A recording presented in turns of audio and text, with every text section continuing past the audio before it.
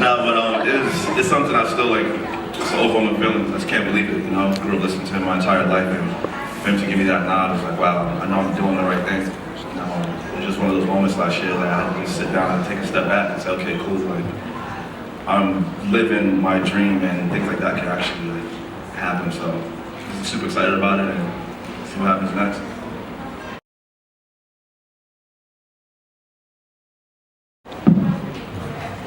I'm more than happy to voice my opinions, and I will definitely be doing that. I don't think that I'm qualified. I didn't go to college. I don't think I'm qualified to be running for any offices. But I think it's great to get involved on a grassroots level and a local level, and I certainly try and do that. And I feel like I voice my opinion and speak up for who I believe is a deserving candidate. And basically, I always go with the candidate who is representing the marginalized communities, because their voices sometimes get drowned out.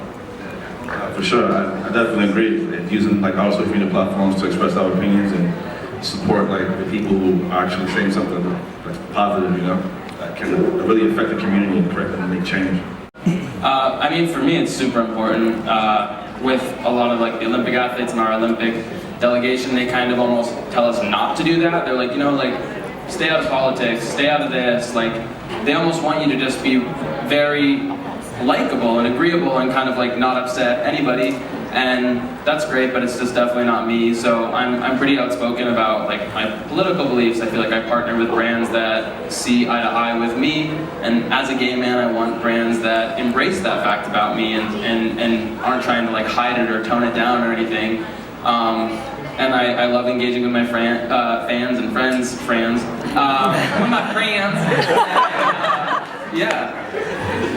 I agree. I think that's what social media is made for, right? Is to interact, to have conversations, to engage with the community, see what's going on. So, I mean, I try to read all the comments if possible and interact with people and just hear what people are talking about. You know, sometimes you get some good feedback, sometimes people are talking nonsense, but it's good to be, I feel it's good to be in the know than to not know.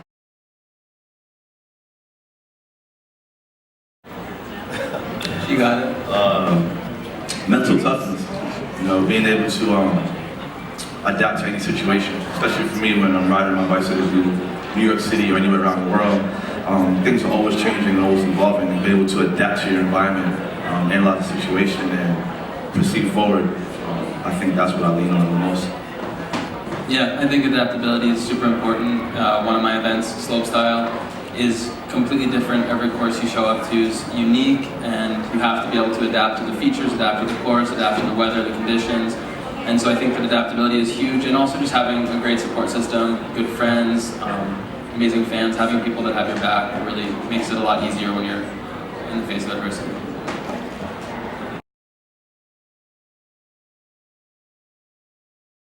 People want content and they want it immediately and directly, and so you can film all year for a video part, you can go and compete and do well, but at the end of the day, your sponsors and so much of your kind of like presence is based on social media and accessibility to people. So technology makes it very real and allows you to kind of connect with your audience and show them clips, show them photos, and really kind of give them a better sense of you, and also be able to sort of reach back and get a sense of who your audience is.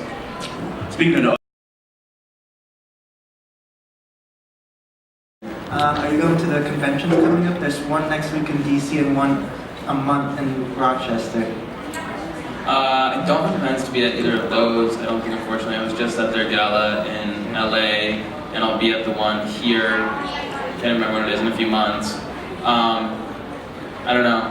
I try to make it as many of them as I can. I think that HRC is incredible, and the work they do is so important. So, love the shirt. And the beads, how'd you get those? Okay. That was me, yeah. There's a story. Yeah. Are you ready for Pride? Can't wait for Pride. I'm going to Miami Pride, I'll be here for New York Pride.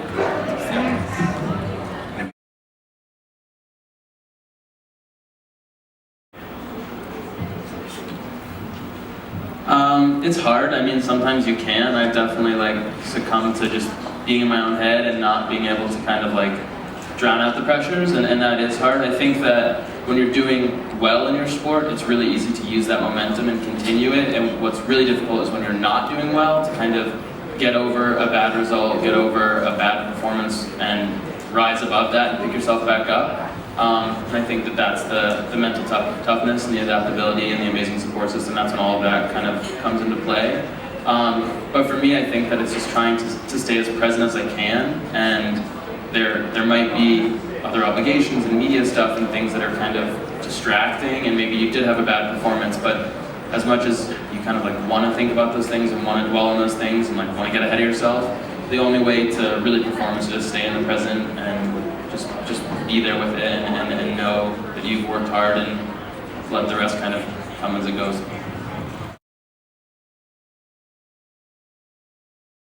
I know you guys are both like marginalized like people in the type of system, and when you get a lot of hate on like social media, like I know Gus, like he got so much hate.